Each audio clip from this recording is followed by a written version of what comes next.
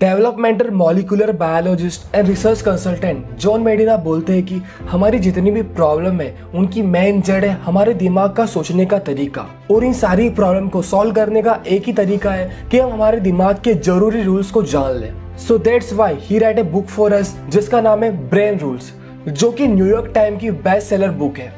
इस बुक में जॉन मेडिना ने 12 साइंटिफिक ब्रेन रूल शेयर करे जिसको फॉलो करके लर्निंग, पढ़ने और वर्क की पावर को 10 गुना तक बढ़ा सकते हैं। अगर आप जॉब कर रहे हो, अगर आप बिजनेस कर रहे हो या अगर आप स्टूडेंट हो, इन रूल्स को फॉलो करके आप आपकी परफॉर्मेंस को बढ़ा सकते हो। सो चलते हम सबसे पहले रूल की तरफ, जो कि ये brain is a survival organ which evolve with time. जो ह्यूमन बीइंग है उन्होंने अपने ब्रेन को बहुत डेवलप किया, पावरफुल बनाया और स्मार्टर बनाया है।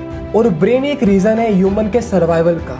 हम जो एक्शन लेते हैं उनको एनालाइज करते हैं, हम दूसरों लोगों के साथ कोऑपरेट करते हैं और ये एक सर्वाइवल स्ट्रेटेजी है जो कि हमें हेल्प करती है सर्वाइव करने के लिए और या बोल सकते हैं जिंदा रहने के लिए। अगर किसी इंसान का एनवायरनमेंट या उसके आसपास के लोग उसके गोल को सपोर्ट करते हैं, पॉजिटिव वाइब्स देते हैं, सो उस पर्टिकुलर पर्सन की प्रोडक्टिविटी, इफिशिएंसी और यहाँ तक कि क्रिएटिविटी ऑटोमेटिकली बढ़ जाती है। अगर वही एनवायरनमेंट या कनेक्शन या अंडरस्टैंडिंग दूसरे लोगों के साथ अच्छी नहीं है तो ये ब्रेन और उसकी लाइफ को बेकार बना देता है और ये चीज हमारे वक्त से पहले डेथ होने का कारण भी बन सकती है। So always remember one thing, the strongest brain survive, not the strongest bodies.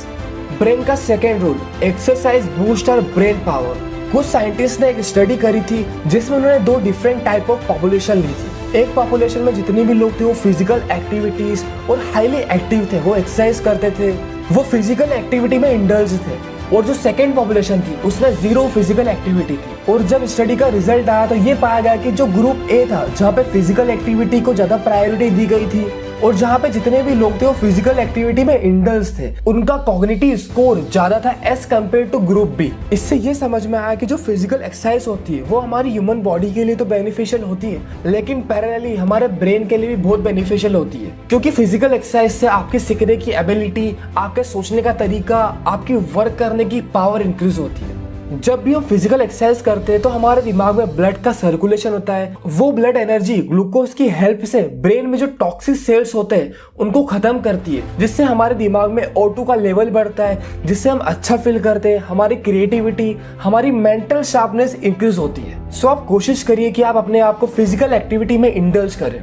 Brain का third rule, sleep well, think well. अगर एक पर्टिकुलर पर्सन प्रॉपर नींद नहीं ले रहा है तो उसका फोकस कम रहेगा, उसकी मेमोरी अच्छी नहीं रहेगी, उसका ब्रेन प्रॉपरली वर्क नहीं करेगा, उसका मूड ऑफ रहेगा और यहाँ तक कि उसकी लॉजिकल एबिलिटी भी कम रहेगी। सो दैट्स व्हाई हमें प्रॉपर नींद लेनी चाहिए। जब भी आप वर्क करते हो और अगर आपको लगता है कि थोड़ा सा रेस्ट लेना चाहिए तो आप जरूर लीजिए। आप स्मॉल नैप लीजिए जिससे आपका ब्रेन और प्रॉपरली वर्क कर पाएगा। आपको 20 से 30 मिनट की स्मॉल नैप जरूर लेनी चाहिए। ये आपको हेल्प करती है आपकी ब्रेन की प्रॉपर फंक्शनिंग के लिए और आपकी प्रोडक्टिविटी के लिए। ब्रेन का fourth rule, stress brain don't learn the same way. जो हमारा ह्यूमन ब्रेन है वो बस 30 सेकेंड तक चलने वाले स्ट्रेस से निपटने के लिए बना है, ना कि ज्यादा समय तक चलने वाले स्ट्रेस के लिए। अगर आप ज्यादा स्ट्रेस लेते हो तो आपके ब्रेन के वेसल्स खराब होते हैं, जिससे आपका मूड अच्छा नहीं रहता है, आप नर्वस फील करते हो, आपकी प्रोडक्टिविटी, आपकी इफिशिएंसी, आपका सोचने का तरीका, आपकी कॉग्निटिव हेल्थ कम होती है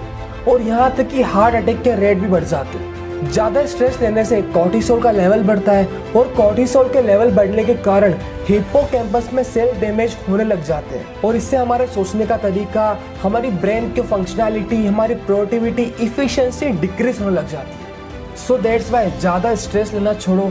जिन लोगों और चीजों को आप बदल नहीं सकते या कंट्रोल नहीं कर सकते, उसका स्ट्रेस आपको कभी नहीं लेना चाहिए। ब्रेन का fifth rule, every brain is wired differently. हमें हमेशा स्कूल में सिखाया गया है कि जो ह्यूमन ब्रेन है वो एक जैसा होता है सबके पास, और ये कम्प्लीटली रॉन्ग इन्फॉर्मेशन है। काफी रिसर्च और स्टडी के बाद साइंटिस्ट ने ये बताया है कि हर इंसान की ब्रेन की वायरिंग अलग अलग होती है।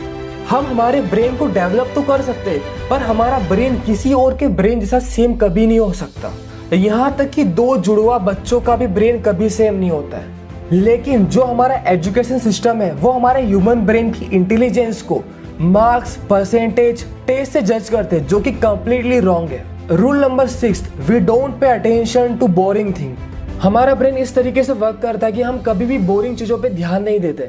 हम बस उन चीज़ों पे ध्यान देते जो हमारी इंटरेस्ट की होती है, जिसमें हमारा प्रॉफिट होता है, जिससे हमारे इमोशन या कल्चर जुड़ा होता है। हमारा दिमाग कॉन्शियसली और सबकॉन्शियसली इन क्वेश्चंस पे फोकस करता है, जैसे कि क्या मैं ये खा सकता हूँ, क्या ये मुझे खा सकता है, क्या मैं इसके साथ रिलेशनशिप बना सकता हूँ, क्या ये मेरे इंटरेस्ट का है, क्या ये मुझे कुछ प्रॉफिट देगा। ये कुछ क्वेश्चंस हमेशा हमारे दिमाग में कॉन्शियसली और सबकॉन्शियसली चलते रहते हैं। और जो चीज़ें हमारी इंटरेस्ट की होती है, जो चीज़ें हमारी प्रॉफिट की होती है, जिसमें हमारे इमोशन कल्चर जुड़े होते हैं, हम उन्हीं चीज़ों पे फोकस करते हैं। और जो हमारा ह्यूमन ब्रेन है वो मल्टीटास्किंग के लिए भी नहीं बना है, पर हमारे ऑफिस स्कूल हमें मल्टीटास्किंग करना सिखाते हैं। और मल्टीटास्किंग करने से गलती करने की और फेलियर के चांसेस 50% तक बढ़ जाते हैं। 7th rule, repeat to remember.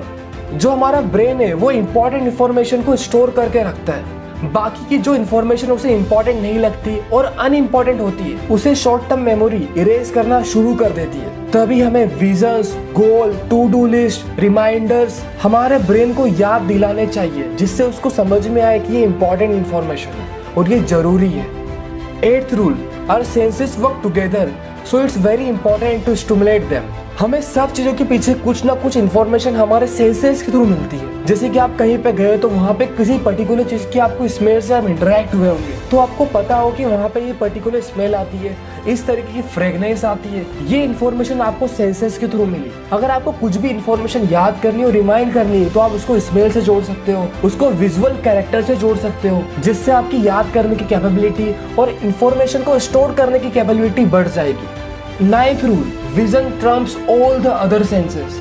हमारे देखने की सेंस हमारे सभी सेंस से ज्यादा होती है। आप सभी ने ऑलरेडी इमेजिन करा होगा, जब भी आप विजुअल इंफॉर्मेशन लेते हो, या तो वीडियोस हो गई या एनिमेशंस हो गए, तो आपको वो चीज अच्छे से याद रहती है एज कम्पेयर टू ऑडियो या कुछ चीज आपने पढ़ी हो उसके कंपेरिजन।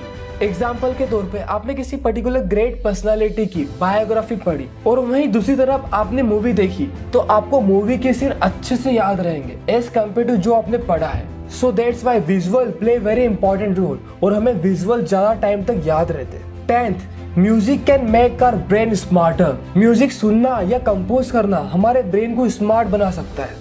किसी भी पर्टिकुलर पर्सन का म्यूजिक टेस्ट हमें उसकी पर्सनालिटी के बारे में बहुत इंफॉर्मेशन दे सकता है। म्यूजिक सुनने से आपकी मेमोरी शार्प हो सकती है और म्यूजिक कंपोज करने से आपकी रीडिंग एबिलिटी, आपकी मैथ्स की एबिलिटी, आपकी इमोशनल इंटेलिजेंस बढ़ती है। म्यूजिक सुनने से आपका मूड बूस्ट होता है, आपको अच्छा फील होता है और यहाँ तक कि आपकी वोकैबुलरी भी इम्प्रूव होती है। 11th rule, male and female brain are different. एक बार मेल और फीमेल के ऊपर एक रिसर्च करी गई थी, जहाँ पे दोनों को हॉरर मूवी दिखाई गई। मेल के केस में ब्रेन का सिर्फ राइट हेमिस्फीयर ही वर्क कर रहा था और लेफ्ट हिस्सा पूरी तरीके से शांत था, और वही फीमेल के केस में लेफ्ट हेमिस्फीयर वर्क कर रहा था और राइट हिस्सा पूरी तरीके से शांत था। इससे साइंटिस्ट को यह समझ में आया कि मेल एंड फीमेल का सोचने का तरीका, स्ट्रेस हैंडल की एबिलिटी, काम करने का तरीका कंप्लीटली डिफरेंट होता है। फीमेल मेल के कंपैरिजन में ज्यादा डिप्रेस हो सकती है, नर्वस हो सकती है और